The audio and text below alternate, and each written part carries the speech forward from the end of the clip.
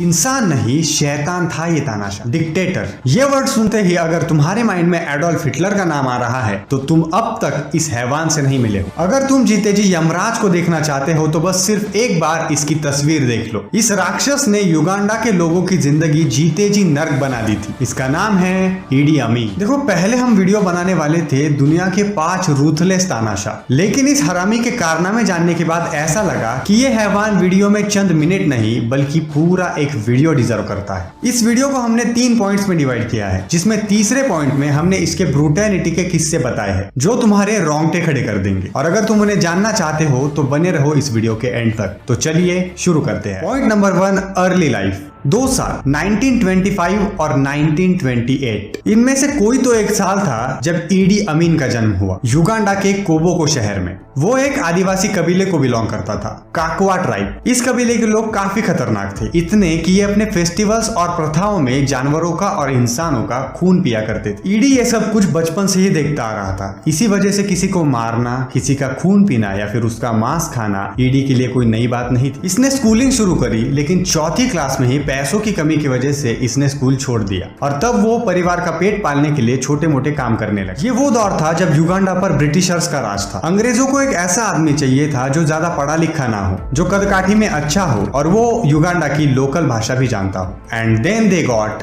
ED अमीन।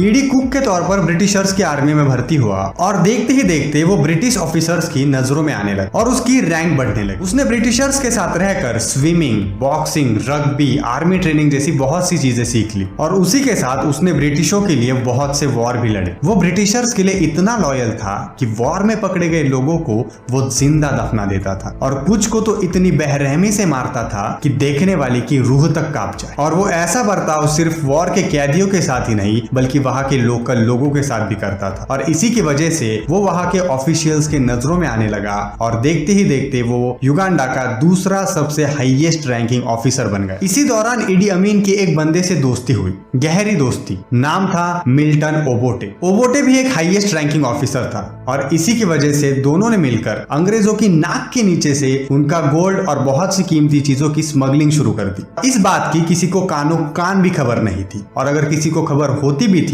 तो ED उसे मौत के घाट उतार देता था। Point 2, ED became president of Uganda.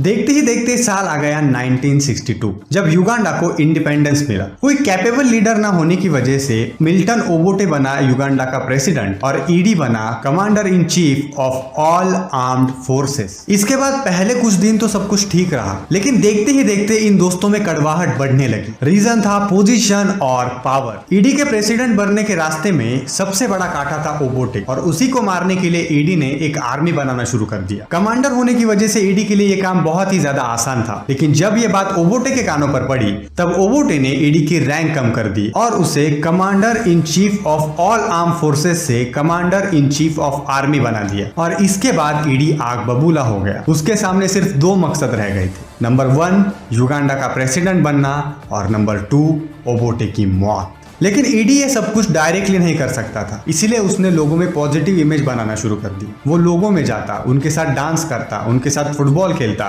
लोगों के बीच जाकर उनके प्रॉब्लम समझता और उन्हें सॉल्व करता। इसी वजह से वो लोगों में काफी पॉपुलर हो गया और इसी का फायदा लेकर 1971 में जब ओबोटे एक मीटिंग के लिए सिंगापुर गया था तब उसकी गैर मौजूदगी में ईडी ने ओबोटे के खिलाफ लोगों को भड़का दिया। ओबोटे को भ्रष्ट बताकर ईडी ने युगांडा का तख्ता पलट कर दिया और वो बन गया president of Uganda. Point number 3, brutality. Power हाथ में आते ही ईडी ने सबसे पहले ओबोटे को युगांडा आने से बैन कर दिया और ओबोटे के सबसे करीबी और भरोसेमंद लोगों को मारना शुरू कर दिया। इस काम के लिए उसने किलर स्क्वाड को खड़ा कर दिया। इन लोगों को इतनी छूट दे रखी थी कि वो सिर्फ शक के बिहाफ पर किसी को भी मार सकते थे। और ऐसा ही एक वाकया तब सामने आता है जब इन लोगों ने शक के बिहाफ पर आंचोली और लैंगो, इन 2 ट्राइब्स को मौत के घाट उतार दिया था और इसी दौरान ईडी के लोगों पर जुल्म शुरू हो गए थे। 1972 में ईडी ने एक बहुत अजीब अनाउंसमेंट कर दी। I had a dream sent last night from God. He has instructed me to throw out all Asians from the country.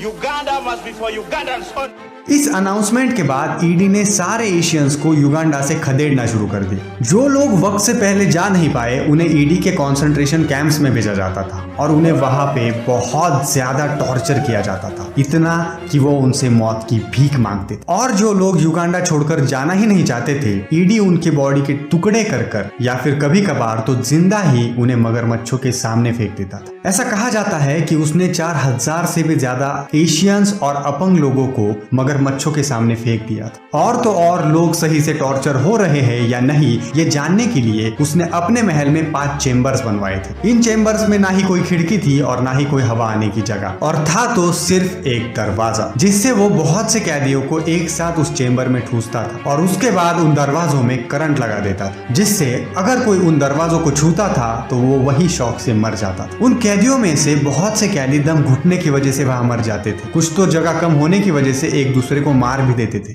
कभी कभार ईडी उन चेम्बर्स में पानी छोड़ देता और उसके बाद उसमें करंट लगा देता, जिससे वहां के कैदी तड़प तड़प कर मर जाते। और कभी कभार तो वो इन चेम्बर्स में जहरीली गैस भी छोड़ता, एकदम हिटलर की तरह, और उसके बाद इन कैदियों की लाशों को मगरमच्छों के सामने फेंक दिया जाता। लेकिन इनमें से कुछ लाशों को ईडी अपने साथ ले जाता, उन्हें अपने कमरे में रखवाता और उनके साथ अकेले में घंटों तक बातें करता रहता, बिल्कुल एक पागल की तरह। और बहुत बार तो वो उन्हीं के साथ सोता था। और जब इन लाशों को उसके कमरे से बाहर ले जाया जाता तब उनसे कुछ बॉडी पार्ट जैसे किडनी, लिवर, ओट ये गायब रहते। हाँ, तुम सही सोच रहे हो, वो उन्हें खा जाता था। ईडी ये चीजें सिर्फ एशियंस के साथ ही नहीं कर रहा था, तो वहाँ के लोकल लोग और तो और अपने परिवार वालों के साथ भी करता था। एक बार की बात है जब ईडी ने अपनी चौथी प्रेग्नेंट पत्नी को एक टेबल पर लिटाया, उसके बाद उसके हाथ काटे, फिर पाँव काटे और हाथ की जगह उसके पाँव और पाँव की जगह के हाथ जोड़ दिए। उसका जुर्म बस इतना ही था कि वो दूसरे इंसान से प्यार करता। उसने 8 सालों में 5 लाख से भी ज्यादा लोगों को तड़पा तड़पा के मार डाला। इस दौरान एक वक्त ऐसा आया जब ईडी की हैवानियत बहुत ही ज्यादा बढ़ने लगी